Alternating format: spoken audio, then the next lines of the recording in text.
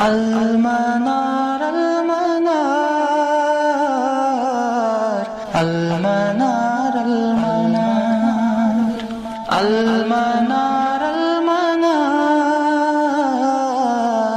المنار المنار اے امین علم و فن، اے حکمتوں کے انجمن، تجھ پہ نازاں ہے چمن، تجھ پہ نازاں ہے چمن۔ السلام علیکم ورحمۃ اللہ وبرکاتہ۔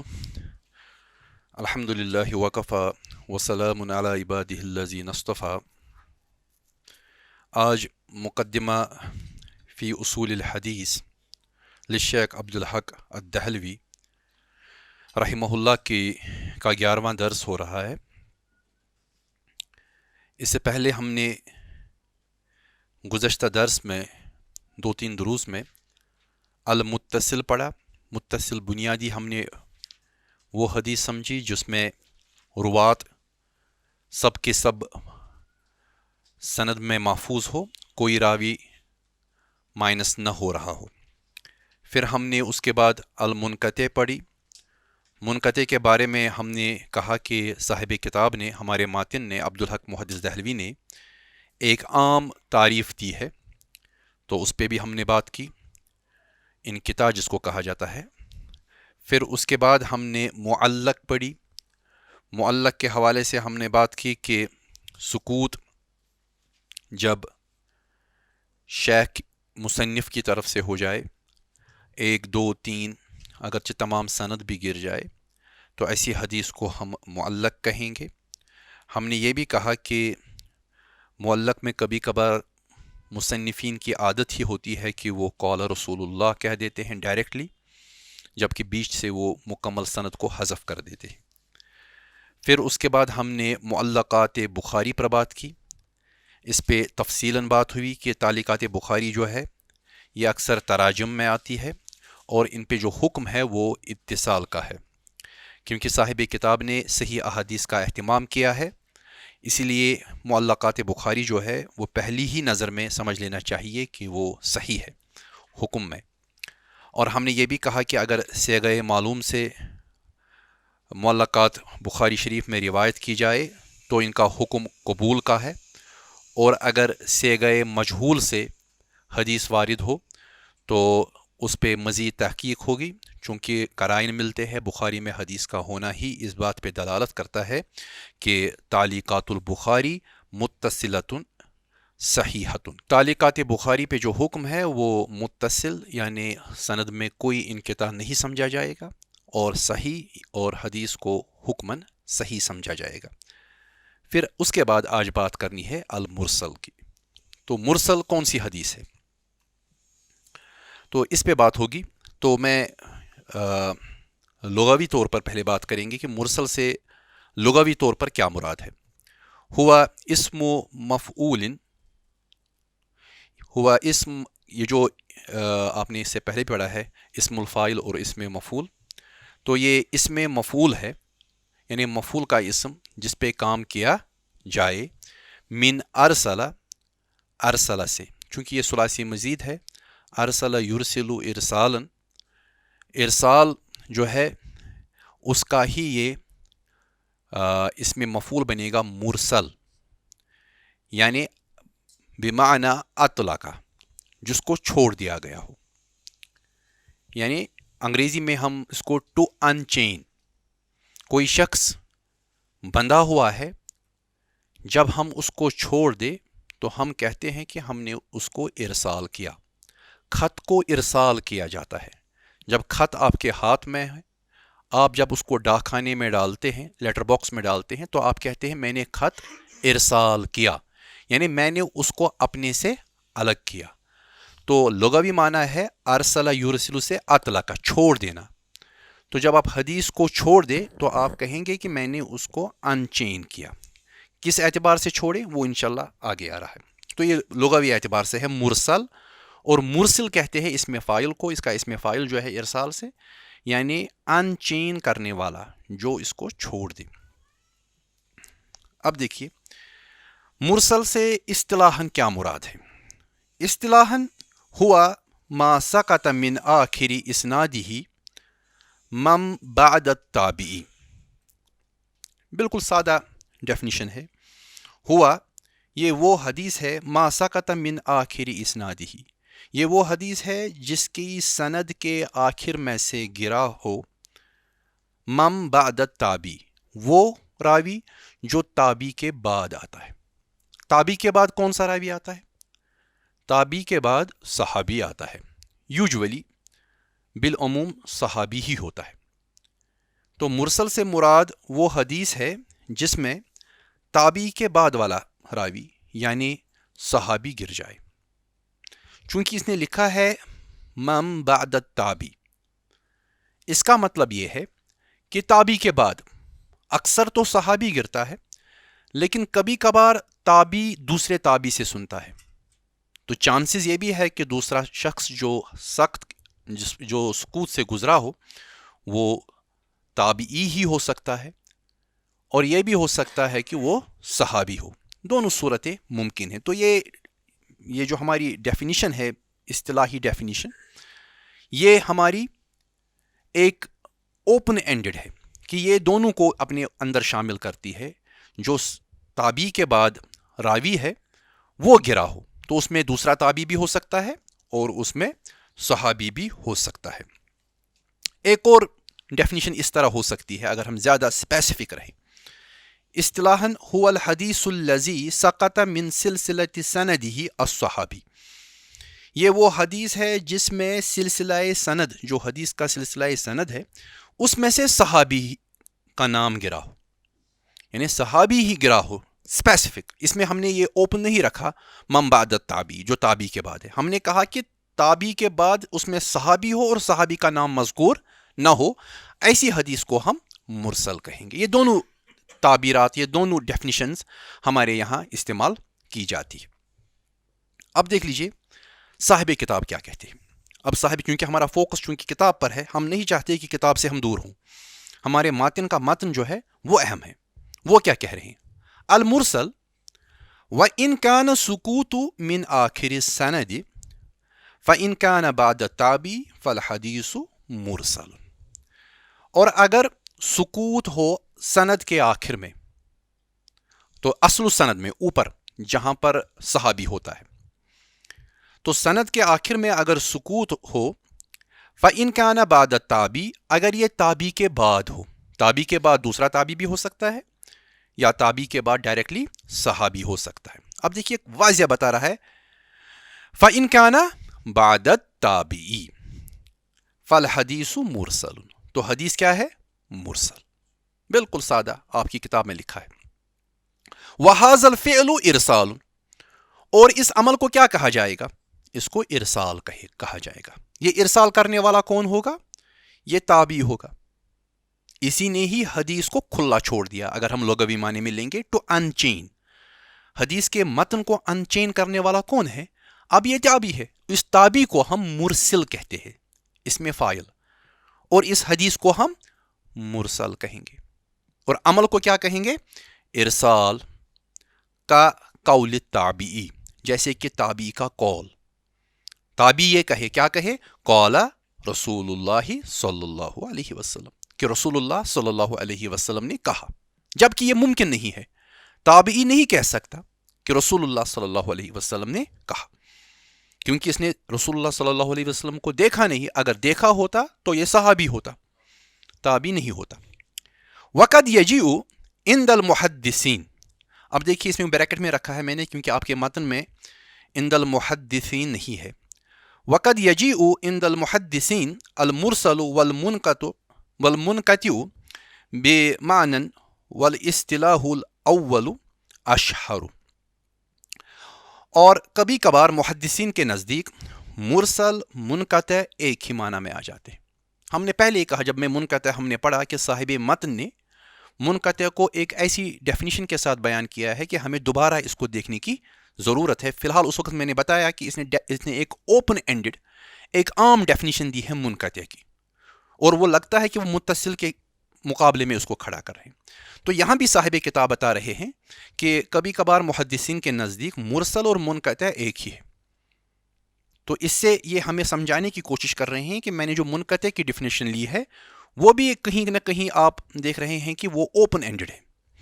وقد یجیء عند المحدثین المرسل والمنقطع بمعنی، ایک ہی معنی میں ان کو لاتے ہیں کبھی کبھار محدثین، لیکن ساتھ میں بتاتے ہیں والاصطلاح الاول اشہر، لیکن مشہور پہلی اصطلاح ہے جو انہوں نے اس سے پہلے بتائی کہ وہ جب تابعی کے بعد راوی حذف ہو جائے.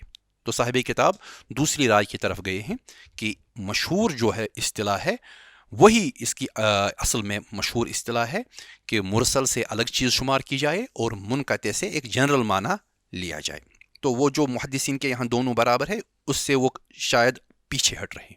آگے مزید تفصیل آئے گی. تو پہلے ہم دیکھیں گے تابعی کسے کہتے ہیں، صرف اس لیے تاکہ ہمیں ذہن میں کلیئر ہو. اصطلاحاً تابعی کہتے ہیں ہوا من لقی صحابیا مسلما، یہ وہ ہے جو صحابی سے ملا اسلام کی حالت میں بحیثیت مسلمان.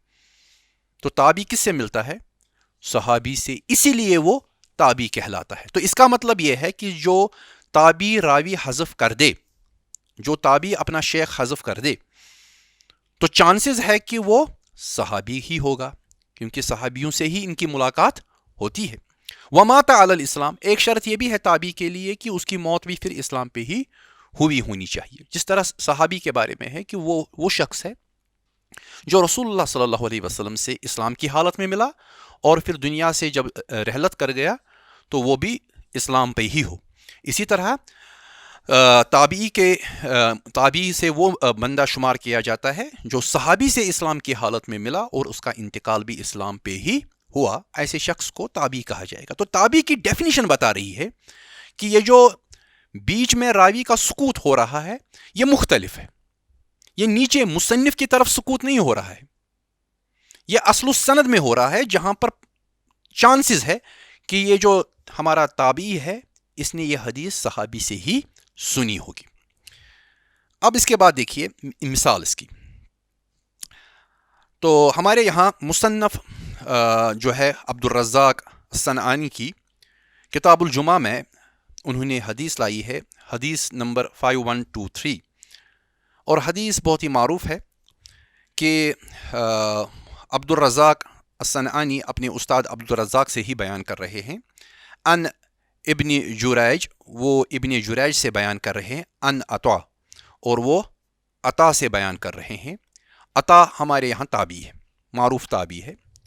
اور عطا کیا بیان کر رہے ہیں؟ میں نے عطا کو اس لیے سرخ سیاہی سے لکھا ہے تاکہ آپ کے ذہن میں رہے کہ عطا تابعی ہے. وہ کہہ رہا ہے ان النبی صلی اللہ علیہ وسلم کان اذا صعد المنبر اقبل بوجهه علی الناس فقال السلام علیکم، کہ جب نبی صلی اللہ علیہ وسلم منبر پہ چڑھتے تھے اور لوگوں کی طرف متوجہ ہوتے تھے، ان کی طرف اپنا روئے مبارک کرتے تھے، تو اس کے بعد کہتے تھے السلام علیکم.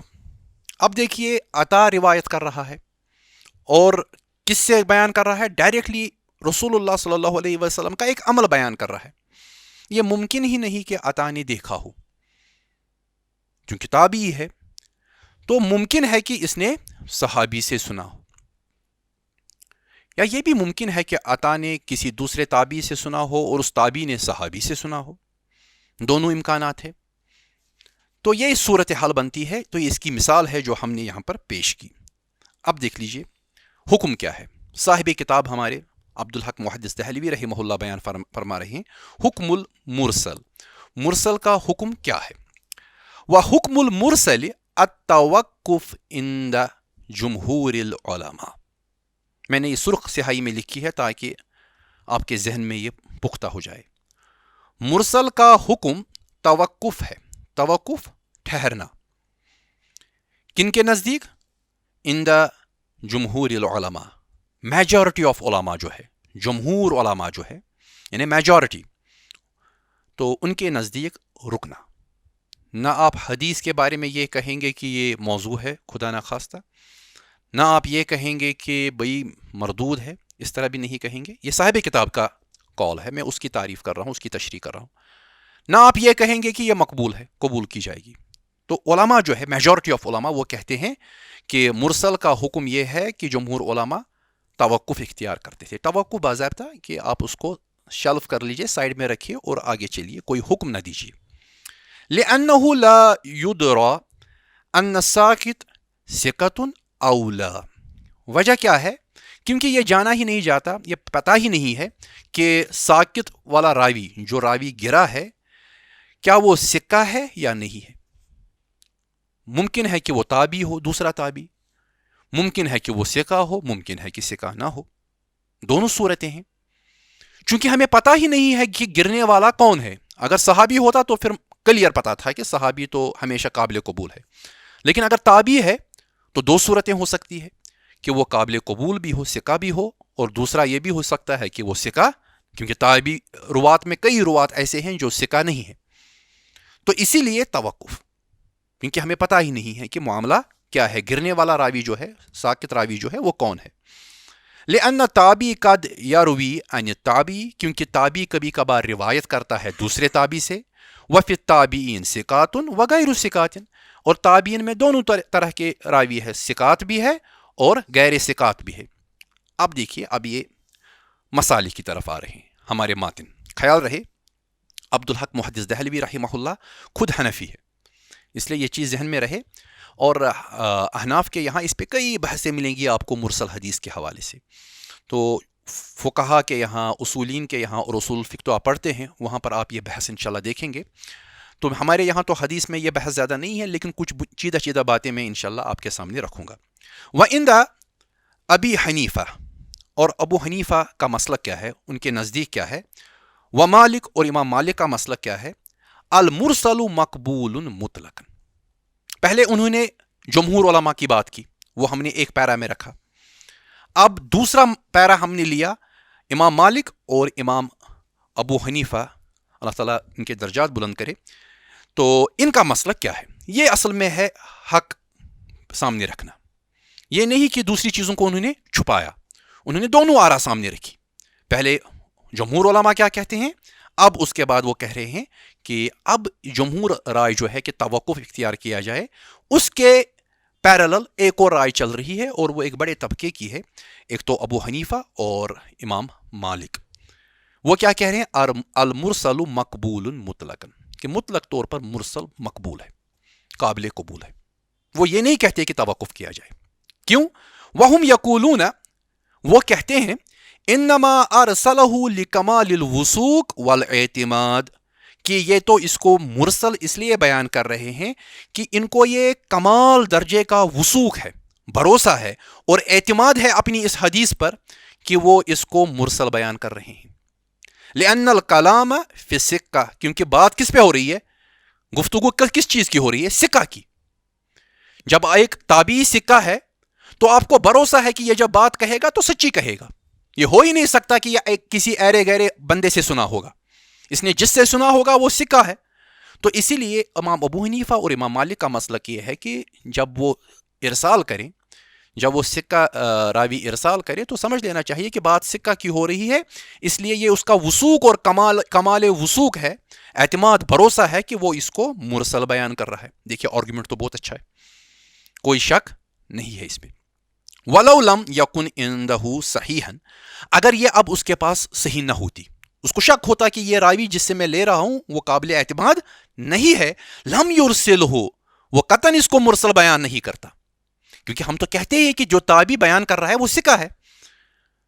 تو اس کا مطلب یہ ہے کہ وہ جب پتا ہے اس کو وہ ثقہ ہے جس سے اس نے لیا ہے, اور اس کا نام نہیں بتا رہا ہے اور ڈائریکٹلی رسول اللہ صلی اللہ علیہ وسلم سے جوڑ رہا ہے, وہ اسی لیے کیونکہ وہ ثقہ ہے اور اس کو بھروسہ ہے اپنے راوی پر.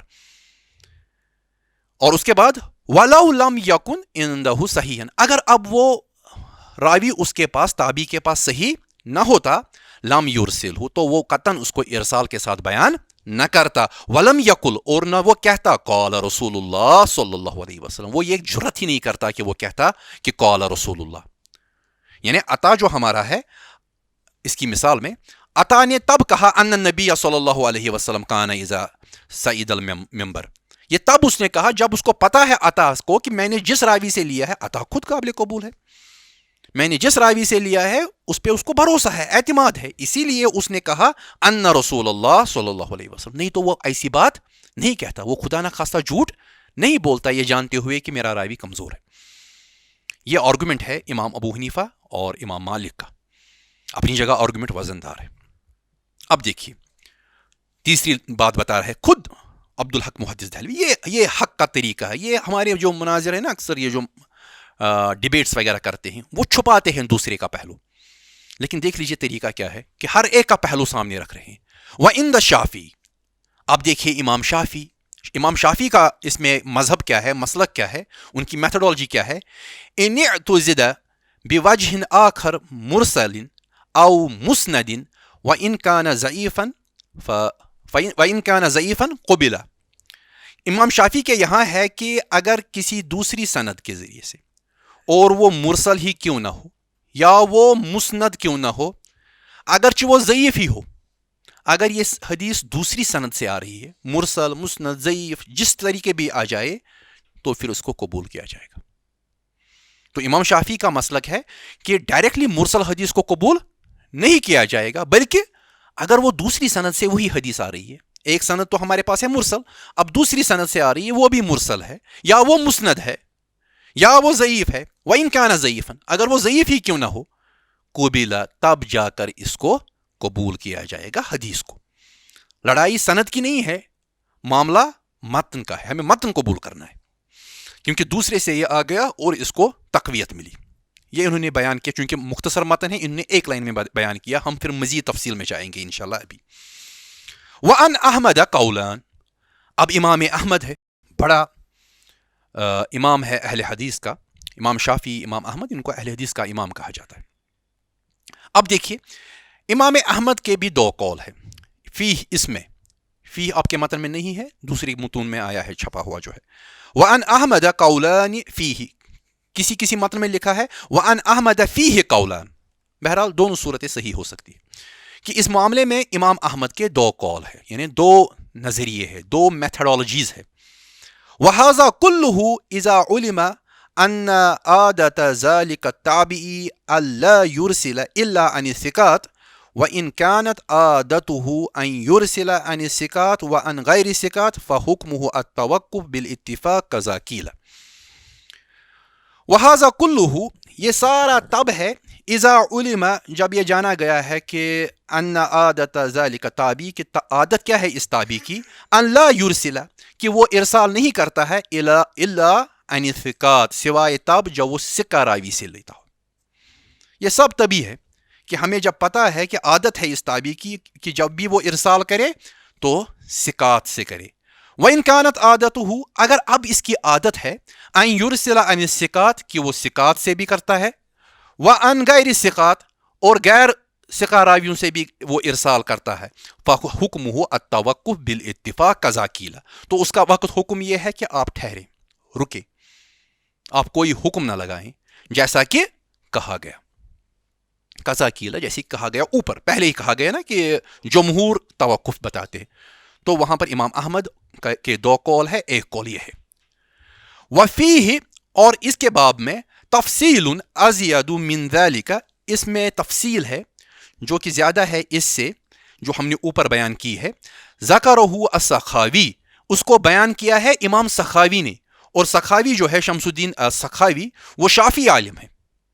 انہوں نے ذکر کیا ہے فی شرح الالفیہ, اپنی کتاب جو انہوں نے الفیہ جو حافظ عراقی کی ہے اس پہ جو شرح لکھی ہے اس میں انہوں نے بیان کیا ہے, اس کا نام ہے فتح المغیث بشرح الفیۃ الحدیث.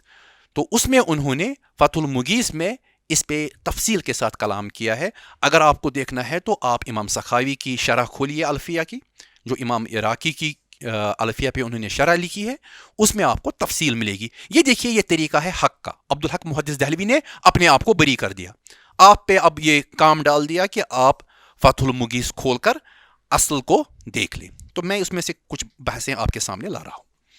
دیکھیے, المرسل فی الاصل ضعیف مردود, اصل میں مرسل ضعیف ہے. حنفیوں کے یہاں مطلقاً مقبول ہے. اب میں دوسرے لوگوں کی بات کر رہا ہوں, ان کے یہاں کیا ہے, ضعیف مردود، مردود عربی کا مردود، وہ نہیں جو اردو میں ہے. لِفَقْدِهِ شرطًا من شروط المقبول، وجہ کیا ہے کہ مقبول کی شرطوں میں سے ایک شرط اس کی مفقود ہوتی ہے، غائب ہوتی ہے. وہ اتصال السند، کہ اس میں سند کا اتصال نہیں ہوتا، جس کو متصل کہتے ہیں، جو ہم نے پہلے دن پڑھا تھا.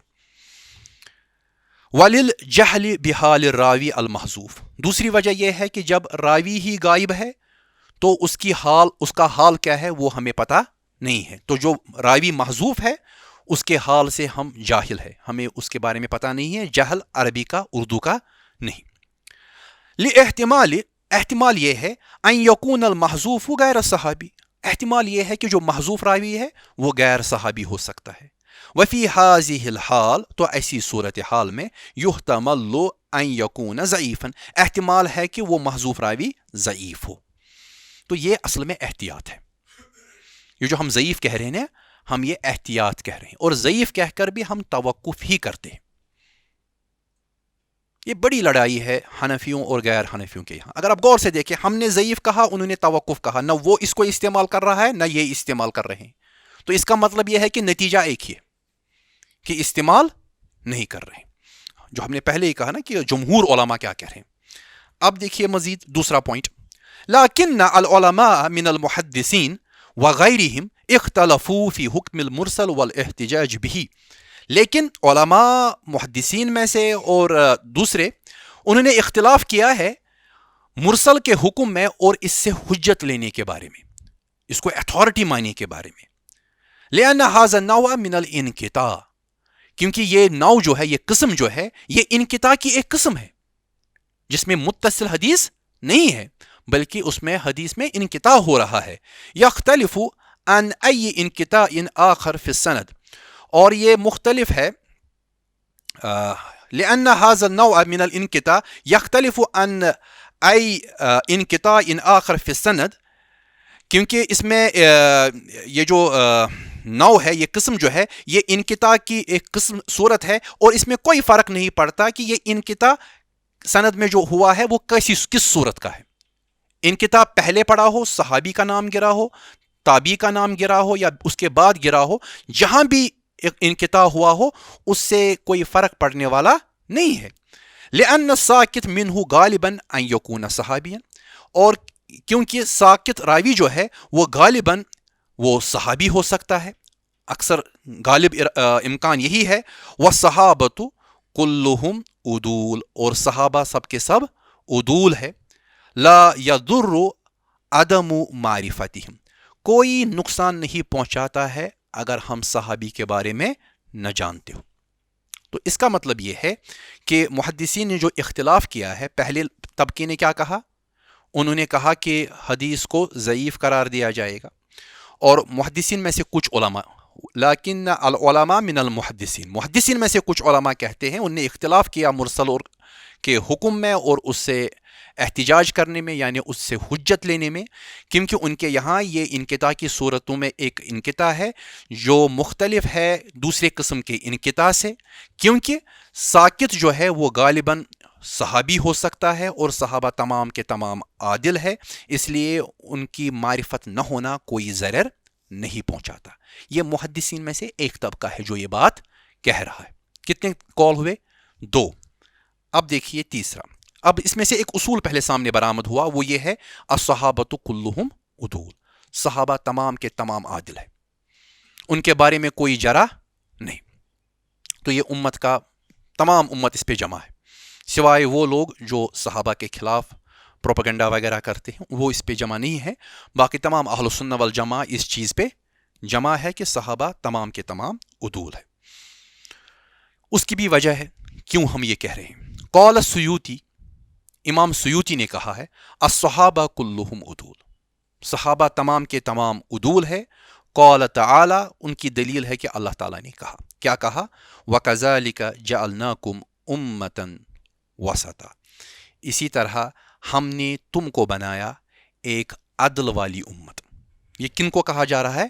آئی عدولاً، یہ کہا جا رہا ہے صحابہ کو. رسول اللہ صلی اللہ علیہ وسلم پہ جب قرآن نازل ہو رہا ہے کہ ہم نے تم کو عدل والی امت بنایا، پھر ان کے ذریعے سے یہ بات ہم پہ بھی آتی ہے، لیکن اصلاً کن سے خطاب ہے؟ صحابہ سے۔ وقال تعالی، اور اللہ تعالیٰ نے مزید کہا ہے، کنتم خیر امت اخرجت للناس، تم بہترین امت ہو جو نکالی گئی ہے لوگوں کے لیے، جو تیار کی گئی ہے لوگوں کے لیے۔ اور والخطاب فیہا للموجودین حین اذن، اور اس میں خطاب ان کے لیے ہے جو اس وقت موجود تھے جب یہ آیت نازل ہوئی۔ اس وقت کون موجود تھے؟ صحابہ۔ تو یہ امام سیوطی کہہ رہے ہیں وقال صلی اللہ علیہ وسلم، اور رسول اللہ صلی اللہ علیہ وسلم نے کہا، کیا کہا؟ خیر الناس کرنی، بہترین لوگ میرے دور کے لوگ ہیں، اور وہ دور کے لوگ کون تھے؟ صحابہ۔ تقریب النواوی تو مع شرح ہی تدریب الراوی، جو میرے پاس نسخہ ہے، جلد نمبر 2 ہے، 214 پیج نمبر ہے، تو اس میں یہ دلائل دی گئی ہیں، یہ کچھ دلائل ہیں، اس کے علاوہ بھی دلائل ہے کہ صحابہ تمام کے تمام عادل راوی ہیں۔ ان کے بارے میں یہ چیز نہیں ہے کہ ہم ان کے بارے میں کہیں کہ کہیں خدا نخواستہ اس نے جھوٹ تو نہیں بولا، انہوں نے دھوکہ تو نہیں دیا، نعوذ باللہ، یہ چیزیں ان کے بارے میں نہیں ہے، کیونکہ قرآن ان کی گواہی دے رہا ہے۔ جب قرآن گواہی دے تو مزید تحقیق کرنے کی ضرورت نہیں ہے۔ ہنا ثلاثۃ اقوال ہی، اب جا کر ہمارے پاس 3 قول ہے۔ وہ کیا ہے؟ پہلا قول جو ہم نے دیکھا، ضعیف مردود عند جمہور المحدثین وکثیر من اصحاب الاصول والفقہا، ضعیف مردود ہے جمہور محدثین کے یہاں، اور جمہور محدثین میں کچھ ہے جو کہتے ہیں کہ یہ قابل قبول ہے، اور اصحاب اصول یعنی فقہا اور اصولین میں سے کچھ ہے جو اس کو ضعیف کہتے ہیں۔ وحجت ہؤلاء هو الجہل بحال الراوی المحذوف، اور ان کی دلیل کیا ہے؟ وہ یہ کہ راوی جو محذوف ہے اس کے حال کو ہم جانتے نہیں، احتمال یہ ہے ان یکون غیر صحابی، کہ کہیں وہ صحابی کے بغیر کوئی اور تابعی نہ ہو، یہ ایک ہے۔ دوسرا، صحیح یحتج بہ، صحیح ہے اور اس سے احتجاج کیا جائے گا، احتجاج اردو کا نہیں عربی کا، یعنی اس سے دلیل لی جائے گی۔ عند الائمۃ الثلاثہ، اور یہ 3 ائمہ کا مذہب ہے، ابو حنیفہ و مالک و احمد فی المشہور عنہ، امام احمد کا بھی اس میں مسلک ہے جو اس کی ایک مشہور رائے ہے، و طائفۃ من العلماء، اور علماء میں سے ایک طبقہ بھی یہی کہہ رہا ہے، بشرط، لیکن ان کی ایک شرط ہے، ان یکون المرسل ثقۃ، کہ جو مرسل راوی ہو، جو ارسال کر رہا ہے وہ ثقہ ہونا چاہیے، ولا یرسل الا عن ثقہ، اور جب بھی وہ ارسال کرے تو کس سے کرنا چاہیے؟ ثقہ راوی سے۔ اگر پتہ ہے ہمیں کہ راوی جب ارسال کر رہا ہے، یہ مرسل راوی جو ہے یہ جب بھی ارسال کرتا ہے تو ثقہ راوی سے کرتا ہے، تو اس وقت صحیح بھی مانا جائے گا اور اس سے دلیل بھی لی جائے گی۔ تیسرا، قبولہ بشروط، اس کو قبول کیا جائے گا کچھ شرطوں کے ساتھ، این یصح بشروط، یعنی کہ یہ صحیح ہوتا ہے کچھ شروط کے ساتھ۔ وہذا عند شافعی و بعض اہل العلم، اور یہ مسلک ہے امام شافعی کا اور کچھ اہل علم کا۔ الشروط ہی، وہ شروط کیا ہے؟ تو آج ہی ان کو میرے خیال میں ختم کرنا بہتر رہے گا تاکہ اگلے کلاس میں ہم انشاءاللہ تعالیٰ بالکل کلیئر رہے۔ وہذہ شروط اربع، امام شافعی کے یہاں یہ شرطیں 4 ہے۔ ثلاثۃ فی الراوی المرسل، 3 کا تعلق مرسل راوی سے ہے، فی الراوی المرسل، وواحد فی الحدیث المرسل، اور ایک کا تعلق مرسل حدیث سے ہے۔ وإلیک ھذہ شروط، ملاحظہ کیجئے آپ یہ شروط کیا ہے۔ نمبر 1، ان یکون المرسل من کبار التابعین، کہ یہ جو مرسل راوی ہے جو یہ ارسال کرتا ہے یہ بڑے تابعین میں سے ہونا چاہیے۔ اگر بڑے تابعین میں سے ہو، سعید ابن المسیب جیسا، اور بڑے تابعین وہ ہے جو علم اور فقہ میں بڑے ہوں، روایت میں بڑے ہوں، علم و فقہ والے ہوں، تو اگر وہ ارسال کریں تو ان کا ارسال قبول کیا جائے گا۔ وَإِذَا سَمَّا مَنْ أَرْسَلَ عَنْهُ سَمَّا ثِقَةً، اگر کبھی یہ نام لے کہ انہوں نے ارسال کس سے کیا، تو وہ ارسال جس سے بھی کیا ہے وہ ثقہ راوی ہونا چاہیے، یعنی جب بھی وہ روایت کرتے ہیں ارسال کے ساتھ مرسل حدیث، تو وہ جس سے بھی بیان کرے وہ ثقہ، یعنی ان کا استاد ثقہ ہونا چاہیے۔ کتنے ہو گئے؟ 2۔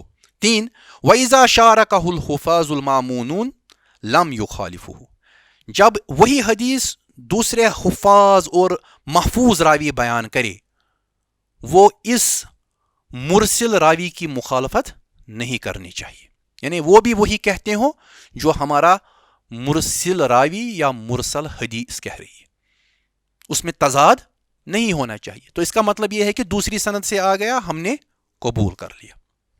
और चौथी दलील क्या है, बिल्कुल क्लियर, अन युरवा अल हदीस, जो चौथी में से अब इनमें से एक पॉइंट साथ में होना चाहिए, अन युरवा अल हदीस मिन वजह आखर मुस्नदन, कि ये हदीस रिवायत की जाए दूसरी सनद से और वो भी मुस्नद सनद के साथ, यानी दूसरी सनद आ जाए, अगर वो मुस्नद है तो उसको सपोर्ट कर रही है, मुरसल हदीस पास हो गई, ये कबूल की जाएगी। या अव युरवा मिन वजह आखर मुरसलन अरसलहु मन अखज़ल इल्मा अन गैरि रिजालिल मुरसलिल अव्वल, या इसको दूसरी सनद से रिवायत किया जाए, वो भी मुरसल हो लेकिन उसने जो इल्म लिया है उसने दूसरे रुवात से लिया हो जो पहली मुरसल सनद में ना हो, यानी टीचर्स मुख्तलिफ होनी चाहिए। दो संदे हैं, दोनों मुरसल है, एक में जब इरसाल करता है तो वो ए से करता है, ए रावी,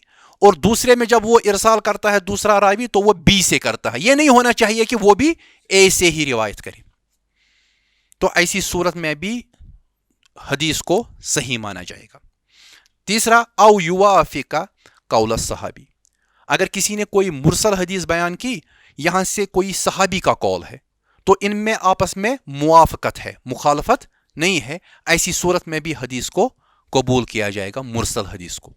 तीसरा, औ युफ्तिया बे मुक्तज़ाहु औ अक्सरु अहलिल इल्म, या ये कि फतवा दिया हो इसके मजमून के मुताबिक अक्सर अहले इल्म ने, जो मुरसल हदीस है उसी के मजमून के मुताबिक किसी आलिम ने उस जमाने में फतवा दिया हो। तो फतवा का मतलब यह है कि उस मुफ्ती के पास कोई दलील रही होगी, तो अगर वो एक जैसी है, मुआफकत है इन दो में, तो हदीस को कबूल किया जाएगा, मुरसल हदीस को। ये बयान किया है इमाम शाफी ने अपनी किताब ar-रिसाला में, सफ़ा नंबर 461 है, जो मेरे पास नुस्खा है उसमें है ये सफ़ा नंबर, मुमकिन है कि आपके यहाँ सफ़ा नंबर मुख्तलिफ हो। तो यहाँ पहुँचकर हम इस नतीजे पर पहुँचे कि हदीस मुरसल को कबूल किया जाएगा, मगर कुछ शराइत के साथ। अल मुरसल इंदल फ़ुक़हा वल उसूलीन, तो मुरसल फ़ुक़हा और उसूलीन के यहाँ क्या है, फ़इंदहुम अन्न कुल्ल मुनक़तिन मुरसल, फ़ुक़हा के यहाँ हर मुनक़ते मुरसल है। तो ख्याल रखिएगा, जब फ़ुक़हा मुरसल कहे तो ख्याल रखना चाहिए कि ये मुनक़ते भी हो सकती। अला अय्यि वजहिन कान इनक़िता हो, उसका इनक़िता जहाँ हो वहाँ हो, फ़ुक़हा इसको मुरसल कहेंगे। तो इस धोखे में नहीं आना चाहिए, क्योंकि नाम मिल रहा है, आप धोखे के शिकार हो जाएंगे। वहाज़ा मज़हबुल खतीब आइज़न, और यही मज़हब है किसका, खतीब बगदादी का भी। तो ख्याल रखिए कि जब भी आपके पास हदीस हो और उस पर कोई फ़क़ीह कह रहा है, कोई उसूली कह रहा है कि ये मुरसल है, तो ख्याल रखिए कि ये कहीं मुनक़ता तो नहीं है। तो वो देखना है, वो सिर्फ टर्मिनोलॉजी का मसला है। तो यहाँ पहुँचकर हम इस चीज़ पे पहुँचे कि तमाम मुरसल अहादीस सही हो सकती हैं अगर उनको सपोर्ट मिलता है दूसरी ज़ईफ़, दूसरी मुरसल या दूसरी इसनाद के ज़रिए से, या फतवा साथ में हो या किसी सहाबी की राय साथ में हो, तो उसको कबूल किया जाएगा। लेकिन असलन जो है हदीस मुरसल ज़ईफ़ की एक किस्म है, तो तवक्कुफ़ करना बेहतर है जब तक पूरी तहकीक न हो जाए। तो बात को यहाँ पर मुकम्मल कर देंगे। व आखिरु दावाना अनिल हम्दुलिल्लाहि रब्बिल आलमीन। अस्सलामु अलैकुम व रहमतुल्लाह। Al-Manar, Al-Manar, Al-Manar, Al-Manar, Al-Manar, Al-Manar, Al-Manar, Ay Amine ilm fan, Ay hikmaton ke anjuman, तुझ पे नाज़ां है चमन, तुझ पे नाज़ां है चमन।